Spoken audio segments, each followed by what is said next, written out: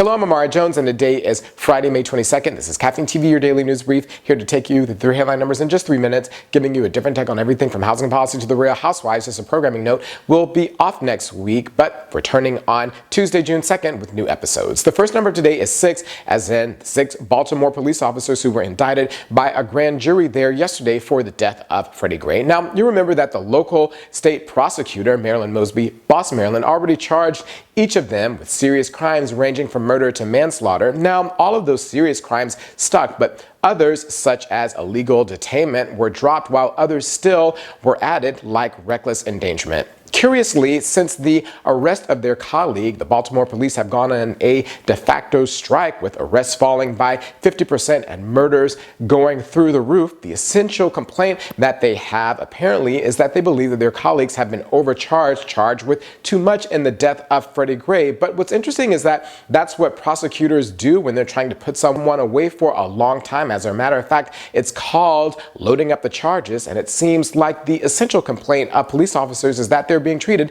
just like everybody else. The next number today is 62. That's the number of votes that President Obama's drive to secure fast-track authority in the Senate received there yesterday, clearing a key procedural hurdle and setting up the stage for final passage. Now, as we spoke about last week, President Obama wants fast-track trade authority so that he can introduce his Trans-Pacific Partnership trade bill into the Congress without it being changed or amended. But last week, the same bill failed in the Senate. So the question is, what happened between now and then? And it turns out that in the intervening 7 days, President Obama was twisting arms up on Capitol Hill, Rick Grimes style, like Rick Grimes on The Walking Dead. And yesterday's vote showed the result, which points to the fact that a president still has a tremendous power, even in a Congress where his own party is in the minority, when he chooses to exercise it. The last number of today is 110, as in 110 years. That's how long...